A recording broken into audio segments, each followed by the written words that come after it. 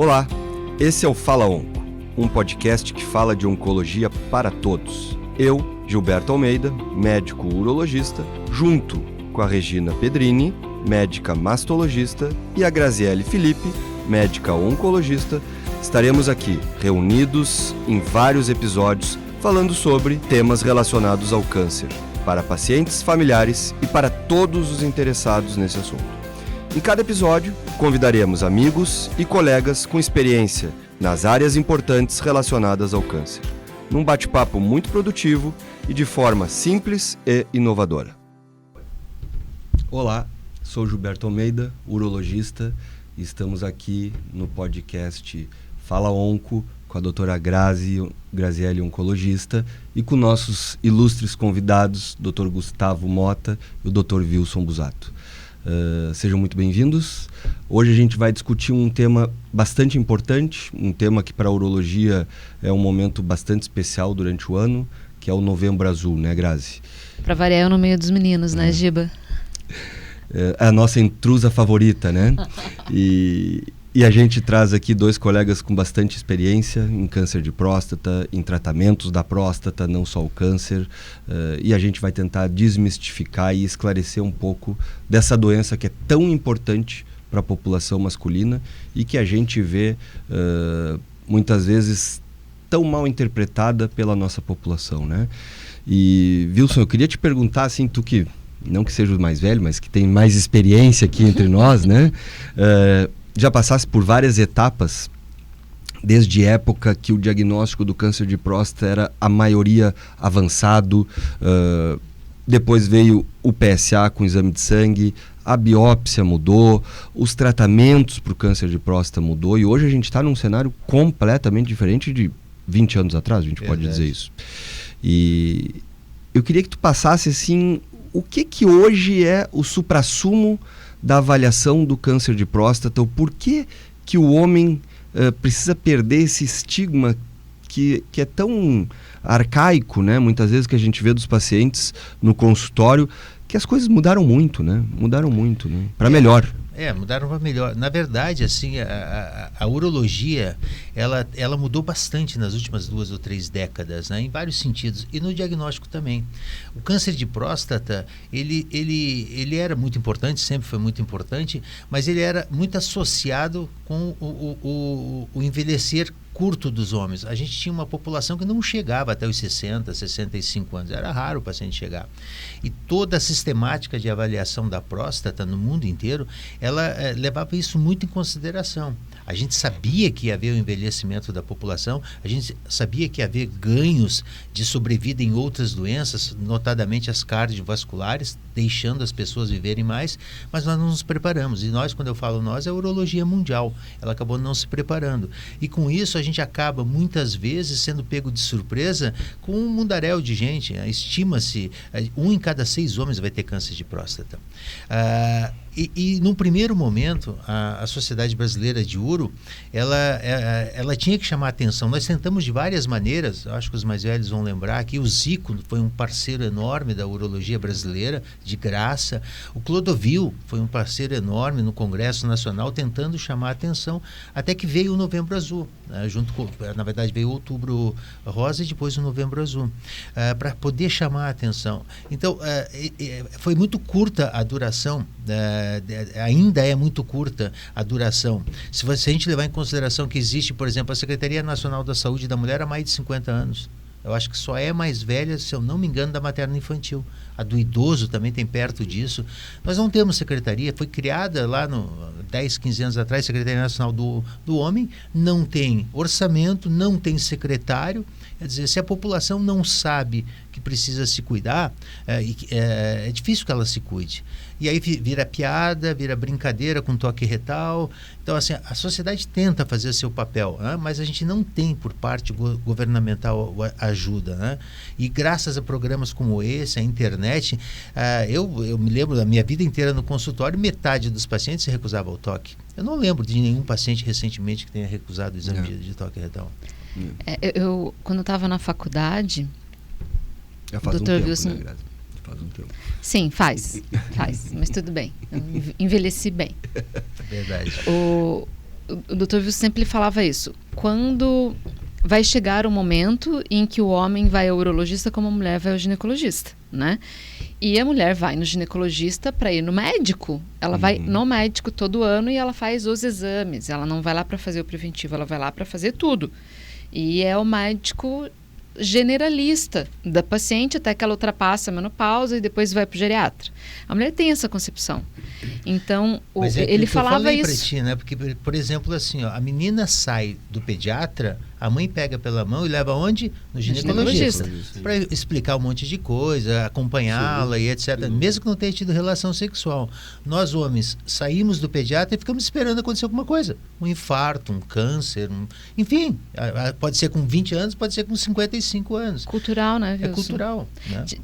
As pessoas, do mesmo jeito que antigamente barbearia era uma coisa muito rara e hoje é extremamente comum, né? E o gosto estético, inclusive, pintar barba, estética para barba, estética para o cabelo, pintar o cabelo, várias coisas desse porte cresceram muito. Eu acho que essa consciência de saúde, ela precisa melhorar bastante, né? Do ponto de vista de buscar o auxílio precoce e do ponto de vista de ter o hábito de se preservar de qualquer problema de saúde muito antes de desenvolver, né? E uma coisa que eu acho engraçada é que hoje, quando eu estou no consultório atendendo câncer, vários, qualquer um, o paciente diz assim, eu tive câncer de próstata. Mas já faz muito tempo. Então ele tratou e ele já está lá tendo outro câncer e ele está super bem, ele tinha uma vida super funcional. Ele lembrou de comentar que teve câncer de próstata porque eu perguntei, porque hoje os tratamentos são muito melhores, né? E tu, né, Gustavo, que trata tanto a próstata, mas não só câncer, né? Tu te dedica muito a uma área de disfunções miccionais, de uma doença benigna da próstata, né? Às vezes as pessoas, a gente vê muito mais prevalente. Que é muito mais prevalente, eu queria dizer. Às vezes as pessoas esquecem que a próstata tem outras doenças. Né? Eu prestei atenção aí nos dois e eu acho que é muito isso, assim. Acho que tem duas coisas que precisam ser fomentadas. Primeiro é o próprio homem se cuidar como as mulheres se cuidam. O Dr. Wilson falou, a gente às vezes fica esperando alguma coisa acontecer. Então, não só pelas causas externas de mortalidade, mas também pelas doenças, a gente morre 10 anos mais cedo, estatisticamente, né? A gente não tem esse cuidado. E o outro lado é nós, urologistas, no nosso papel, assumirmos a integralidade do cuidado, né? A gente não fazer só... Porque era muito comum antigamente, ia no urologista, ele pedia o PSA, exame de urina, ultrassom e pronto. Não, a gente tem que assumir a responsabilidade de fazer uma avaliação mais global, ir ao médico, né? Exatamente. Uma avaliação mais global, porque dali parte muita coisa que esse paciente vai tomar o cuidado. E em relação à próstata, vocês que são experts no câncer de próstata, realmente, eu me dedico mais à hiperplasia prostática benigna, à disfunção miccional como um todo, e isso eu acho muito importante no Novembro Azul, né? Todo mundo foca muito no câncer de próstata, né? E esquece que a próstata tem outras várias doenças que são até mais comuns, né? E que também vão impactar a qualidade de vida desse paciente num longo prazo, né? Uma próstata grande pode não dar nada, mas pode dar uma insuficiência renal dialítica, né? Sim. Verdade. Então a gente tem que ter esse cuidado. Eu acho que essa avaliação global é bastante importante e o momento é muito bom para a gente chamar a atenção. Né? É o que a Sociedade Brasileira de Urologia defende, né? Que é o urologista, o médico do homem, né? E o Novembro Azul, ele não é o mês da próstata, né? Ele não é o mês da próstata, ele é um mês da saúde do homem, né? A gente luta muito com isso, né? Com mídia, com educação à população, porque eu acho que talvez seja o mês onde todos os homens no botequim, na roda de futebol, no churrasquinho com os amigos, onde os homens trazem um assunto à tona, né? Às vezes na brincadeira, porque a próstata ficou muito linkada ao exame de toque retal, o que é uma bobagem, né? Verdade. O que tu acha, Wilson, assim, o que tu vê hoje do papel do toque retal nessa avaliação toda, né? Uma mensagem para as pessoas que nos veem assim... Essa é uma briga que eu tenho dentro da sociedade há muito tempo, né? Houve um momento em que realmente era necessário a gente falar em PSA e toque retal. Estava se começando a discutir o assunto no Brasil, então a mensagem não poderia ser muito complexa para a população. Então era focado nisso. Mas faz 15 anos. Eu acho que a gente tem um passo a mais a ser dado agora, que é mostrar como nós urologistas avaliamos, ou oncologistas avaliamos o risco de um homem ter câncer de próstata? Não é tão simples quanto um toque retal e um exame de PSA, como você faz um exame de glicemia, olha para o ladinho para ver se o valor de referência é normal e não. Claro que não. Para vocês terem ideia, existe uma variação de risco entre um homem com algumas características e outro homem de até 24 vezes o risco de ter câncer. É óbvio que eu não vou acompanhar ao longo da vida os dois de maneira igual. Então, é preciso entender que, e é essa mensagem que a sociedade tem que passar a toda a população, você indo ao urologista anos seguidos, né, em consultas seguidas, o risco de a gente detectar no momento certo, nem além e nem aquém do momento correto, aquela doença é muito maior, é muita mais segurança ao paciente, muito menos gasto a próprio paciente, ao governo ou às fontes pagadoras. E agora a gente está começando esse ano uma novidade. A Sociedade Brasileira de Uro faz, junto com o Novembro Azul, o Novembrinho. Nós vamos lançar agora, já deve estar no nosso site, ou está sendo colocado agora também, que é focado à saúde do adolescente. Né? Aquilo que eu falei, aquele gap que existia. Sai do pediatra e fica esperando acontecer alguma coisa. Não, vai até o urologista e pergunta, meu pinto está de tamanho certo, eu estou crescendo bem, o que eu posso esperar na minha relação sexual, minha família tem pedra no rim, tem hiperplasia de próstata, eu posso esperar isso? Porque uma coisa que o Mota falou é assim, eu me preocupo muito mais com a hiperplasia de próstata, que destrói a bexiga e põe esse paciente em risco o resto da vida dele, do que o eventual câncer que muitas vezes diagnosticado inicialmente, o paciente nem lembra direito. Isso, nem lembra. Tratou e resolve, né? Exatamente. E isso que tu falou do PSA é bastante importante, né? Porque a gente vê as pessoas estigmatizarem muito a avaliação da próstata baseada em 2 pilares, né? No toque retal, que é um exame que faz parte do exame físico, né, Grazi? Em tese, todo mundo que se propõe a fazer um preventivo do câncer de próstata teria que estar habilitado a fazer isso. E o exame de sangue, que é o PSA, né? Mas para as pessoas entenderem, o PSA ele é específico para a próstata, mas não para o câncer de próstata. Isso mesmo. E a facilidade de se fazer esse exame banalizou ele.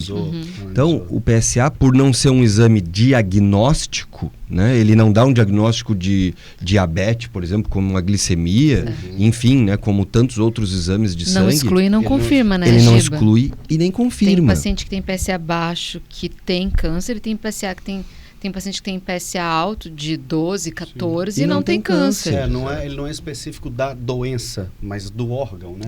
Isso. Então, Perfeito. as alterações da próstata, sejam inflamatórias, o próprio crescimento benigno e inclusive o câncer, poderão variar o valor do PSA, né? É muito interessante quando o paciente chega, os pacientes têm esse negócio, né? A minha próstata está 2.6. A minha próstata está 2.6. Às vezes o paciente fala assim, meu PSA está em 3.8, o que você acha? Eu falo, como que é a próstata? Porque o PSA é um número. Claro. Se você não tiver o resto da avaliação, ele é um número frio, né? É como se eu dissesse assim, eu tenho 60 quilos. Tá, mas qual é a sua altura? Você sabe uma Depende. mensagem que eu passo aos alunos há muito tempo, e pelo Brasil, aos residentes sempre, é assim, o PSA, não, por ser um exame de sangue, o Gilberto falou muito bem, ele é banalizado. fácil Então a pessoa, de fazer, vou lhe pedir uns exames, colesterol, diabetes, triglicerídeos, PSA. Não. O aluno, o médico tem que encarar o PSA como ele encara uma mamografia, como ele encara uma colonoscopia.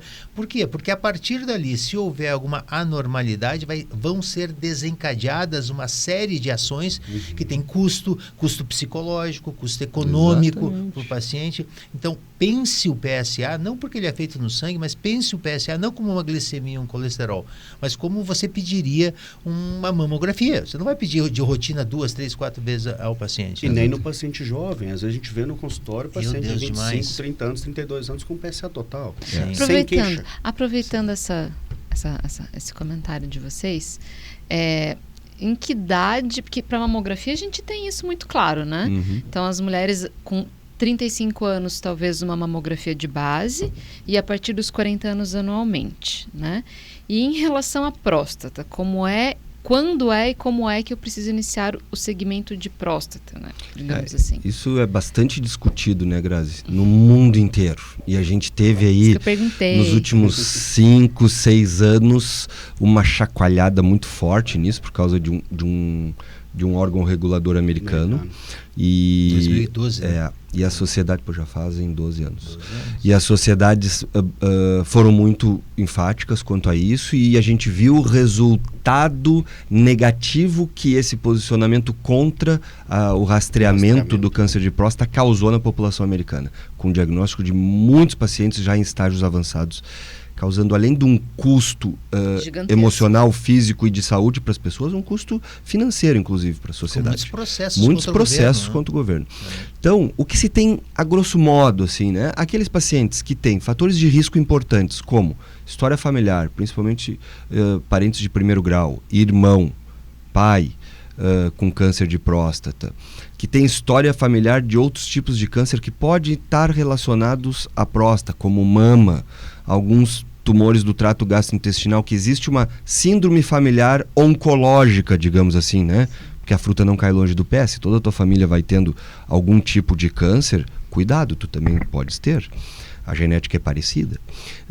Para aqueles pacientes que têm descendem de origem negra, né? Afrodescendentes, e para pacientes obesos, que a agressividade do tumor tende a ser maior, normalmente se começa aos 45 anos. Tá? E do ponto de vista de população geral, acima dos 50. Mas hoje, como tu falou, as pessoas estão muito mais preocupadas com essa saúde. E a nossa geração, talvez mais ainda. Né? Então, não é incomum o paciente a partir dos 40. E eu sempre digo para o doente o seguinte: uma coisa é o que a gente precisa fazer do ponto de vista populacional. Outra coisa é a tua preocupação com a tua saúde. Se tu vens aqui, nós vamos fazer uma avaliação e nós vamos te pedir um contexto, nós vamos avaliar toda a tua saúde. É exatamente isso. Né? Não só a tua próstata. Eu falo bastante isso, até porque, assim, vamos lá. Não se trata de prevenir o câncer de próstata, pedir PSA. Né?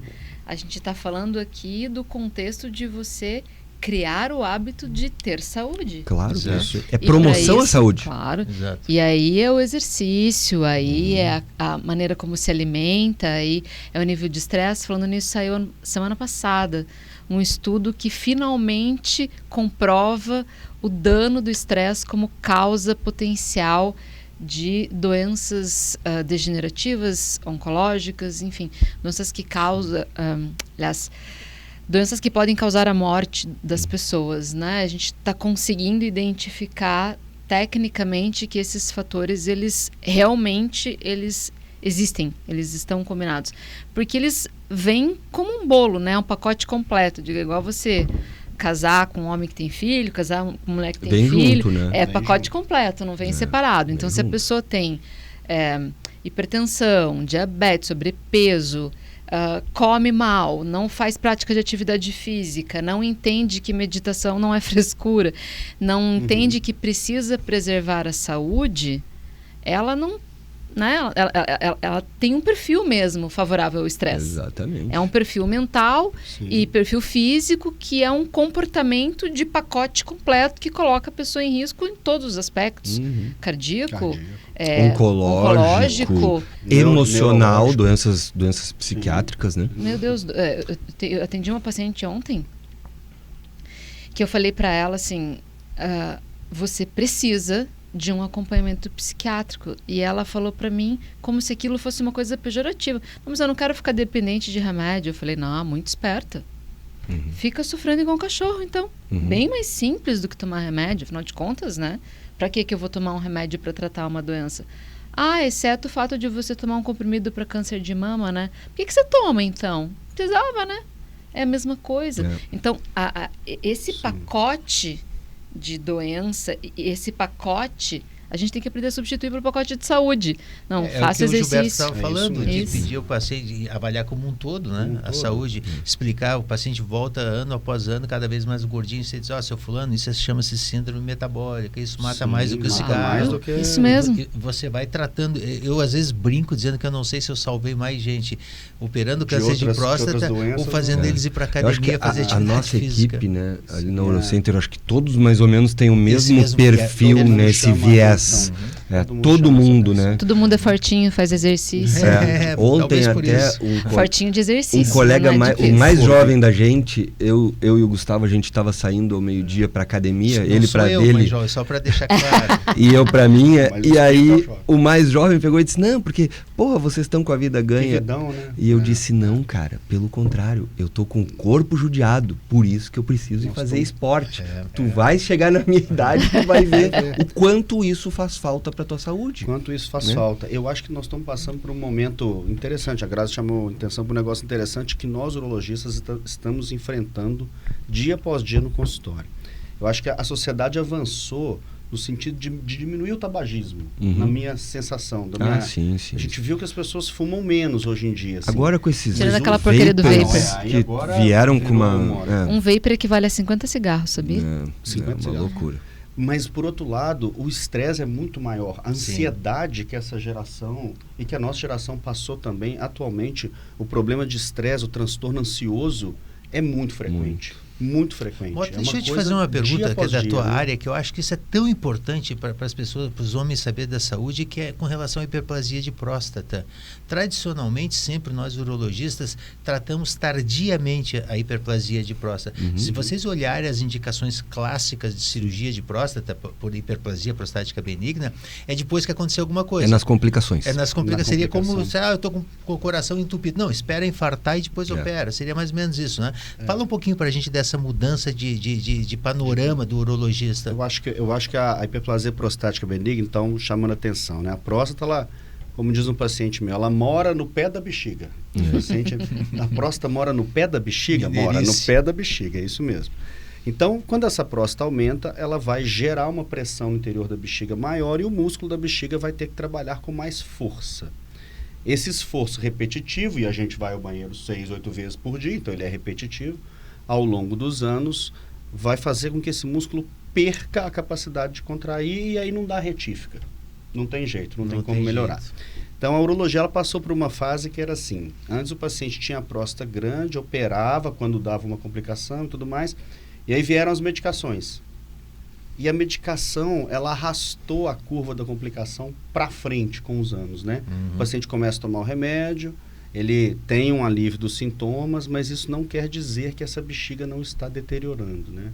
Falo com meus pacientes que minha função é ser o guardião da bexiga. Perfeito. Então, a gente abordar esse aumento da próstata e tratar isso seja com cirurgia ou com medicamento ou procedimento minimamente invasivo, antes que ela gere um dano para o músculo da bexiga, porque esse dano ele é irreparável. Claro. Então, o paciente que tem uma próstata grande, ele é tratado a tempo, normalmente ele vai urinar bem o resto da vida, né? Claro.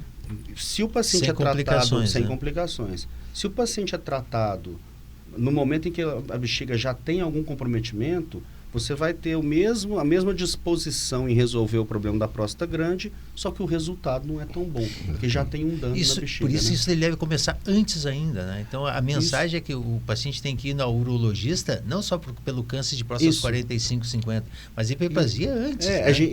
E a gente tem que ter o contexto seguinte, o paciente, a gente fala que esse é o rastreamento clássico, né? Nós estamos falando dos pacientes assintomáticos. É aquele paciente que não tem sintoma nenhum. Aos sintomas, ele deve ir ao médico a qualquer momento, né? Não tem porque o paciente às vezes fica esperando acontecer. Claro. Isso aqui não é nada, eu vou com 40, né? Mas e a também hiperplasia porque tem começa medo, aos 35, né? Eles têm medo que seja câncer e daí tem que tirar a próstata. Então vamos Morre de lembrar medo. que câncer é um diagnóstico de exceção. Em geral, não é câncer. É hiperplasia. A maioria das vezes não é câncer. Sim. Todo sintoma que o paciente apresentar miccional, em sua maioria, não vai ser o câncer de próstata. Sim, exatamente. Vai ser hiperplasia ou a bexiga com algum problema. Até porque o câncer de próstata, ele é assintomático na imensa maioria das vezes, né? Ele vai ter algum sintoma no estágio final da doença, né? E eu queria voltar num ponto que eu acho muito importante para as pessoas entenderem, né? O nosso podcast, ele é para a população geral, não é para médicos, né? Então, eu acho que essa parte educativa é muito importante, né? As armadilhas do PSA, eu acho isso, assim como ele é um exame que para gente, urologista ou oncologista, é muito útil, ele também tem um lado perverso, né? Sim, ruim. Que é essa facilidade de se fazer o exame. E aí o que acontece? Existe lá um valor de referência do laboratório. Aquele do ladinho. Exatamente. E eu queria dizer para as pessoas, não existe valor de referência para PSA. Não existe um PSA acima de tanto é doença, acima de baixo é doença. PSA não é diagnóstico de nada, né? Então, assim... e aí a gente vê muitos colegas de outras especialidades pedindo PSA. Como pede glicemia, exatamente. E avaliando o PSA pelo valor de referência. Claro, ele não tem a intimidade com essa área, porque não é da especialidade dele. E aí a gente vê muitas vezes pacientes chegarem tardios pra gente com diagnóstico de câncer, muitas vezes até metastáticos, porque ele vinha fazendo um acompanhamento e estava tudo bem. Mas é que não basta o PSA. E lembrando, Giba, que tem remédios que diminuem o PSA em 50%. Sim. Então o paciente toma aquilo, está com o PSA mascarado. de 3 e pouco, achando que o médico acha que está tudo bem, mas o PSA dele real é 7, por exemplo. Né? E a intenção sempre, né, dos urologistas todos, da oncologia, é fazer um rastreamento para diagnóstico precoce. Esse é o verdadeiro preventivo do câncer de próstata, que não é que prevenir um câncer. É pegar no início. É prevenir uma doença já num estágio tardio. Porque a gente cura quantos por cento, Wilson? Pegando num diagnóstico da próstata, num câncer de próstata localizado. Mais de 90%. Mais de 90%. É um câncer extremamente curável. Extremamente curável. A mortalidade global, agora saiu o Globocan, que é o maior site de estatística médica do mundo, referente a 2022, perdão. A mortalidade global, geral, foi de 2,8%. Quer dizer, a maioria dos pacientes, ou a gente sai bem, a gente sai consegue muito curar. bem. E é muito mais, essa taxa é muito maior em países desenvolvidos, em países que fazem um rastreamento, né, que tem uma política de busca através do PSA, do que naqueles países que não tem nenhuma política. E tem uma característica para vocês que operam bastante, a robótica de próstata, e isso vale para quase todas as doenças, né? E é muito, muito importante que o paciente entenda, na minha concepção, que é o seguinte: se fizer um diagnóstico precoce, ele não está fadado a morrer do câncer de próstata. Pelo contrário. A chance de cura dele é altíssima. Porque o homem tem medo, eu acho, de ir ao médico, porque tem medo de achar as coisas. Né? Achou, acha que vai morrer. Né? Todo homem é mais medroso que as mulheres. Bem naturalmente. Nossa, eu não tinha percebido. Eu tô nessa... Não, né, Grazi? Não, né? Então, nunca pensei nisso. Não gosto de fazer isso. Vai fazer exame quando a água bateu no pescoço, né? Deixa acontecer tudo para ir. Vai melhorar, é sempre assim, não, vai melhorar, não vou. Então, assim, entender que se fizer um diagnóstico precoce, esse paciente, a chance dele sair curado é altíssima. E ainda mais agora que tem um recurso com a cirurgia robótica, né, Giba? Que você consegue dar uma qualidade de vida e diminuir os efeitos colaterais do procedimento de uma sobremaneira comparado ao... E às vezes até, extrapolando um pouquinho mais, a gente não precisa nem chegar num tratamento como a robótica, que poucos brasileiros ainda têm acesso, mas a gente vai ter um programa que vão vir 2 pacientes que foram tratados cirurgicamente de câncer de próstata, né? Um deles eu operei, eu e o Wilson operamos ele acho que há uns 10, 12 anos atrás, uma cirurgia laparoscópica na época. E o outro recente, que foi operado faz 1 ano e pouco, de robótica. Os 2 estão ótimos. Estão bem, né? Então, assim, até a cirurgia aberta, muito bem feita, ela cura, o paciente tem poucos efeitos colaterais. E é um bom tratamento. É um bom tratamento. E talvez o tratamento mais realizado no Brasil ainda, né? Não podemos fechar os olhos que o nosso país ainda é um país, né, pobre, digamos assim, né? Então... E existe uma relação direta, né, Wilson? Eu acredito que quando o tumor está localizado, claro, você tem uma cirurgia menos agressiva do que o tumor que já andou um pouquinho. É uma coisa que a população precisa saber, assim, o câncer de próstata, mesmo avançado, quando saiu da próstata, a chance de morrer pelo câncer é pequena. O problema é que você vai morrer de causas secundárias pelo tratamento, que vai ser todo ele à base de castração, seja de que forma for, medicamentosa, cirúrgica. Medicamentosa. Aí tu vai dizer, poxa vida, eu vou perder minha vida sexual. Não só isso, você vai aumentar teu risco cardiovascular, teu risco de outras doenças, de mau funcionamento de vários órgãos do teu corpo. Para ter uma ideia, se o paciente tem, por exemplo, um risco cardíaco com 3 fatores de risco, obesidade, sedentarismo e hipertensão, chega a aumentar o risco de uma morte ou de um evento cardiovascular em até 14 vezes. Né? Então, Então esse paciente muitas vezes vai estar castrado, não vai morrer pelo câncer de próstata, e lá no consultório vinha ele e a mulher, um belo dia aparece só a dona fulaninha lá. Cadê o seu marido? Ah, doutor, não se preocupa que ele não morreu de câncer de próstata, ele teve um derrame. Aí que eu me preocupo, eu penso, poxa vida, quanto eu contribuí nesse derrame castrando aquele homem. Então não é tão simples como a gente diz pela política do governo brasileiro, deixe de dar sintomas que você toma uma injeção por mês. Você não vai morrer de câncer de próstata. É verdade, vai morrer de outras causas. De outras causas. Risco, né? E a próstata, para os homens entenderem, né? Não só os homens, as esposas dos homens também. É mais importante, talvez, né? Vão levar eu acho que é mais importante. O câncer de próstata, diferente muitas vezes do câncer mais prevalente na mulher, que é a mama, que tu tanto trata, né, Grazi? E ele mata menos num espaço curto de tempo, né? A mortalidade dele é menor num espaço curto de tempo. Ele é uma doença mais crônica, essa frase dele, eu sempre boto nas minhas aulas. O câncer de próstata é uma doença crônica. Então, o paciente que não pega a doença aqui no estágio inicial, que ele é curado, ele vai ter uma jornada muito longa convivendo com essa doença. E essa jornada longa vai levar a um decréscimo da qualidade de vida e a um sofrimento dele e da família muito grande. Então, aquilo que muitas vezes o homem tem receio, que é perder uma ereção, que é perder a masculinidade porque vai no urologista, que isso é inaceitável, inacreditável. Pare e pense um pouquinho. Tu podes estar causando um dano para ti e para tua família por 10, 15 anos. O câncer de próstata ele não te mata amanhã, mas ele vai te levando aos pouquinhos. E isso que o Busato falou é muito importante. O tratamento da doença metastática, hoje a gente tem drogas excepcionais. Mas isso tem um par-efeito, um custo, né? A gente tira a testosterona do homem, o homem perde massa muscular, ele fica com osso frágil, ele aumenta risco cardíaco, ele perde a parte sexual, dores ósseas, ele perde a cognição mental. A disposição. Exatamente. E tudo por quê? Porque não fez... E às vezes ele é um arrimo de família, né? Ele é quem sustenta a família, muita gente e tal, e ele perde essa capacidade de sustentar. O câncer ele está muito associado a perdas financeiras, perdas sociais.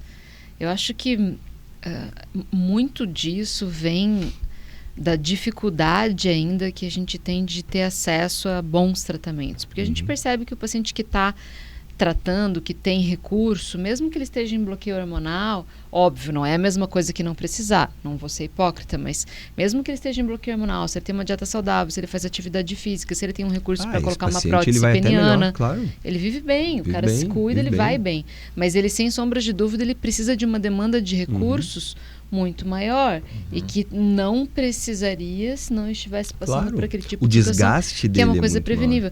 O câncer de mama, ele é muito mais difícil de curar do que o câncer de próstata. Muito mais difícil. Mas que ver, galera, você está me lembrando assim, há um tempo atrás eu publiquei um artigo que em 2019 houveram no Brasil, se eu não me engano, 16 ou 19 milhões de consultas ginecológicas pagas pelo SUS. Né? Até nos postinhos de saúde tem ginecologista tal, contra 1,4 milhões de consultas urológicas no país. Então, quer dizer, se não buscar esses pacientes para fazer esse diagnóstico precoce, a gente vai acabar tendo esse... Estima-se hoje, como é uma doença que o paciente vive muito tempo com essa doença, estima-se hoje algo entre 3 milhões e 200 a 4 milhões de homens vivendo com câncer de próstata. E o governo simplesmente faz que esses homens não existam. Então, esses homens estão gerando custos em cardiologistas, estão gerando custos em oncologistas, em urologistas, porque eles também complicam em várias áreas. Isso é um custo para o país gigantesco, que se tivesse pego precocemente, como por exemplo Suécia, Áustria, de início, teria feito lá passado por uma cirurgia, seja do SUS ou que seja laparoscópica, e estariam hoje seguindo com um únicozinho exame, que é o PSA, feito regularmente. E vejam que isso é muito interessante para as pessoas entenderem, né? O PSA ele é um excelente exame, mas eu digo que ele tem dois grandes momentos, né? O momento antes do diagnóstico, do qual ele não é tão bom assim, né? E o momento depois do tratamento, que ele é ótimo. Por quê? Porque como ele é específico para a próstata, a partir do momento que a gente tira a próstata, é para ele não existir, é para ele estar zero. Então, ele é fantástico, e talvez ele seja o único câncer que a gente tem isso, né? Ele subindo, ele nos dá indício de que a doença está voltando. Antes, muitas vezes, da gente ter uma metástase clínica. Até 2 anos antes. A gente consegue tratar. O homem, ele tem essa benesse da doença mais prevalente oncológica dele. Então, não procurar uma prevenção, não se tratar, é complicar todo o jogo, né? É complicar todo o jogo. Ainda mais se é cardiopata, se tem outra doença em que a castração vai aumentar sobremaneira esse risco dele, né? E nós fizemos, a Sociedade Brasileira de Urologia, a última vez que fez uma diretriz nacional foi em 2019. Agora eu fechei hoje, a gente está terminando agora de fazer o levantamento, provavelmente ano que vem a gente faça o Gilberto vai participar também, uma diretriz junto com a Sociedade Brasileira de Oncologia Clínica, a SBOC e a LACOG, para determinar ações no Brasil, provavelmente deve sair no primeiro semestre do ano que vem, para o governo, sobre prevenção, exames e medidas que o governo e as entidades podem tomar. Então, provavelmente, o ano que vem a gente deve emitir algum documento nesse sentido. Sabe uma coisa interessante que você falou agora, essa questão das entidades, né? É muito legal esse esforço que as empresas fazem para conseguir colocar o contexto da prevenção dentro da área de trabalho. Porque os homens, eles são muito... A vida do masculino, a vida do homem é totalmente voltada à sua capacidade produtiva. Então, o seu relacionamento social, em geral, excetuando-se a família e alguns amigos, está associado às pessoas com as quais ele trabalha.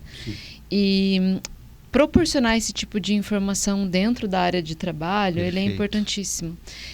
Tem várias empresas aqui que fazem isso, a gente faz bastante palestra dentro das empresas para conseguir promover essa questão de saúde, mas eu acho que essa é uma iniciativa extremamente válida, porque o cara, ele vai sair dali, das pessoas com quem convive, vai falar para mais um, para mais um, para mais um, e a informação salva vidas. Né? Só somando ao que você está dizendo, a tua leitura é perfeita. A Sociedade Brasileira de Uro, a gente faz uma aula, a gente monta uma aula e fica à disposição no nosso site para os associados, evidentemente, né? Então, quando eles são chamados Brasil afora para ir numa empresa, para ir em algum lugar, dar uma palestra, claro que ele pode montar a aula dele, mas a sociedade tem uma aulinha pronta para ele levar até lá e explicar isso, junto com uma série de identidade da saúde, porque o nosso foco é a saúde do homem, como o Gilberto falou muito bem. Não é o toque retal e PSA, né?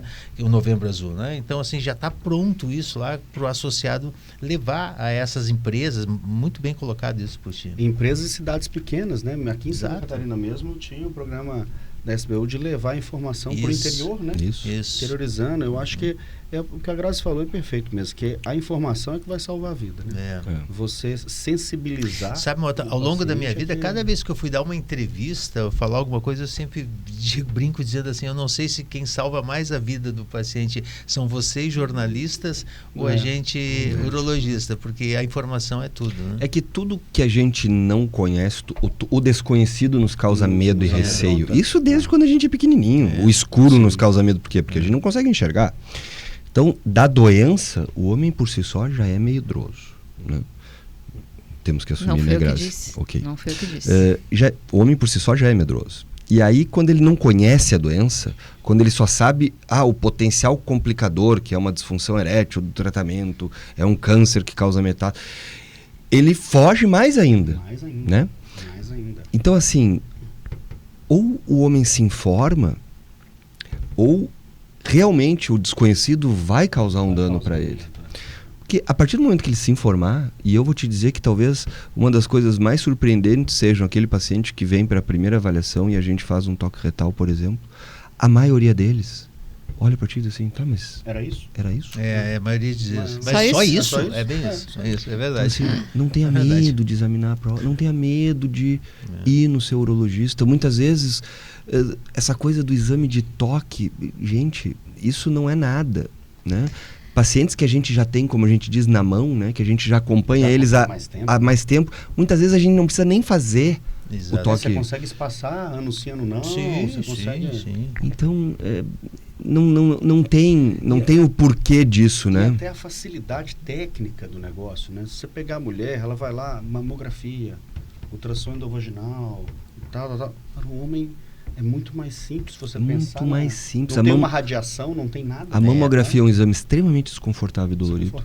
O exame Caro. especular para fazer o Papa Nicolau Mas importantíssimo. é difícil, é dolorido, é desconfortável. E a mulher vai. A mulher vai. O ultrassom transvaginal é desconfortável, é embaraçante, como diriam os mais antigos. E o homem, quase nada. O homem tem um exame de sangue, ele precisa ir só no neurologista, conversar, estratificar risco. Mas eu volto a dizer, a gente precisa de políticas, né? Claro. Por enquanto é só as sociedades. O governo se omite disso. Né? Basta você ver assim, ó, se você olhar bem nos postinhos de saúde do Brasil, o que a gente tem no mural na parede? Campanha de vacinação. Mulher com peito para fora, que eu amamento, coisa de criança, bolinha e tal. Aí vocês imaginam, tá? As mulheres todas conversando, entra o cara sujo, porque ele é um cara que está cortando a roça. Trabalho. Quando ele entra, para todo mundo em silêncio e olha para aquele indivíduo. Ele não vai. É um ambiente hostil para ele. A gente precisa mudar esse conceito. Né? A sociedade já mandou N cartas para o governo tentando mudar isso, mas não é uma realidade nossa. Né? Isso que você falou do novembrinho agora é genial, né? Genial. Porque a gente... Vai começar esse ano. As famílias têm hoje as famílias modernas, elas têm múltiplas figuras, né? Múltiplas. Então, nem sempre a mãe tem um pai na mão que possa ajudar a orientar. E hoje, a pesada pega informação na internet, né? Eu sei porque eu fico pentelhando meu filho para perguntar as coisas para ele, e daí ele fica... não quer falar nada para mim, e daí ainda bem que o meu marido, graças a Deus, me ajuda muito nesse sentido, mas a tendência do adolescente de hoje é fugir da conversa do pai e da mãe, virar as costas e ir lá na internet procurar. E na internet tem muita besteira, né? Quando alguém me pergunta, mas eu li no Google, eu falei assim, você já tentou postar alguma coisa no Google? Posta lá aqui, xixi, vai lá e escreve. Beber xixi cura câncer. Vai ter uma matéria lá falando isso. Então, é zero o controle de qualidade que existe sobre a quantidade de bobagens que existe em Instagram. A coisa que eu mais... O exemplo que eu mais uso para os pacientes para explicar sobre Instagram, tirando o fato de que existem algumas coisas que são úteis, mas você tem que ter um pensamento crítico. Porque no Instagram, aquela brincadeira de realidade versus expectativa é sobre o que se trata o Instagram. O Instagram, ele é uma maquiagem, quase que em 80% de tudo que está ali é fake, entendeu? Você vê... Às vezes eu vejo pessoas que não têm formação específica falando sobre coisas das quais elas não viveram para dar curso sobre isso. Eu falei, pelo amor de Deus. Como se tivesse 30 anos de experiência. Então assim, são coisas absurdas. Mas quando a gente... essa relação do novembrinho, ela vai ajudar inclusive as mães, porque a gente não consegue. Claro. Eu vou postar no grupo de mães, eu vou pedir para elas entrarem lá. Eu pouco participo do grupo de mães, mas esse eu vou botar. Esses adolescentes começarem a procurar, não ajuda, mas controle. Orientação. Né? Vocês não têm ideia, Grazi, nós temos ideia, nós três, mas tu não tem ideia, as pessoas talvez não tenham ideia. Como o homem, por não ser levado na pré-adolescência e na adolescência para ser instruído do ponto de vista da genitália dele e de cuidados sexuais, como isso afeta muitos homens. A gente recebe, às vezes, um paciente com 40, 45, 50 anos com um trauma sexual. Verdade. De que o pênis é pequeno, de que ele não tem um bom desempenho. Nunca casou. Nunca casou.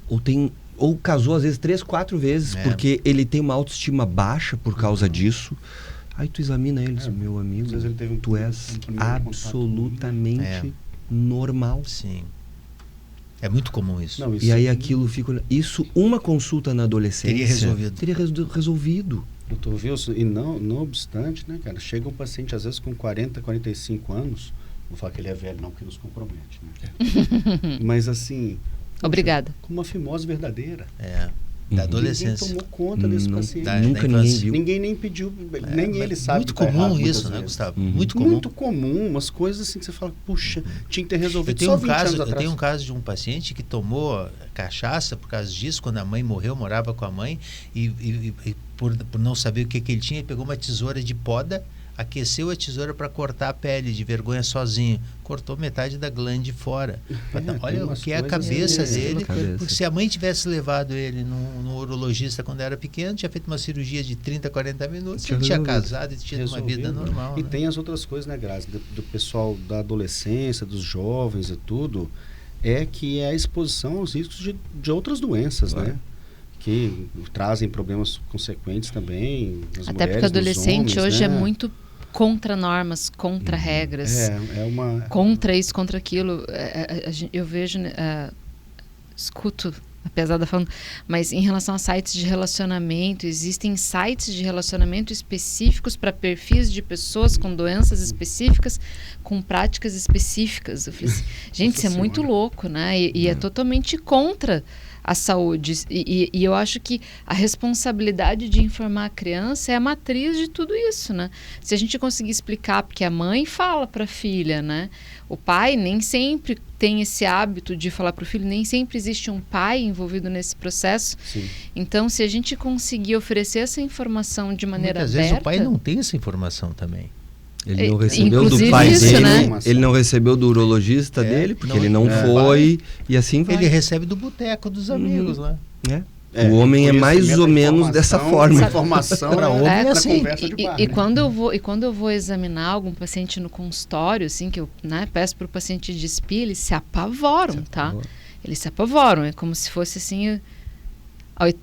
eles ficam apavorados. E quando eu começo a perguntar sobre a vida sexual, eles também se apavoram. Eu digo, olha, desculpa, mas...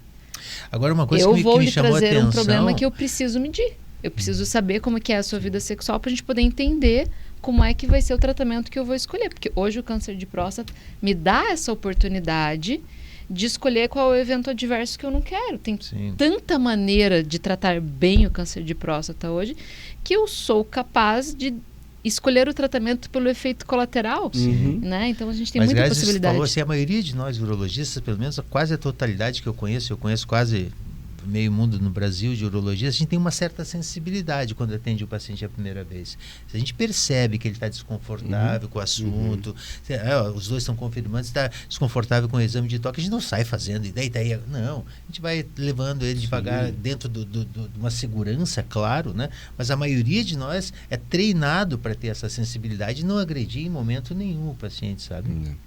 Nosso papo podia ir para mais umas 2 horas frouxo aqui, né? É um tema que todo mundo adora falar, mas a gente está no nosso limite de horário.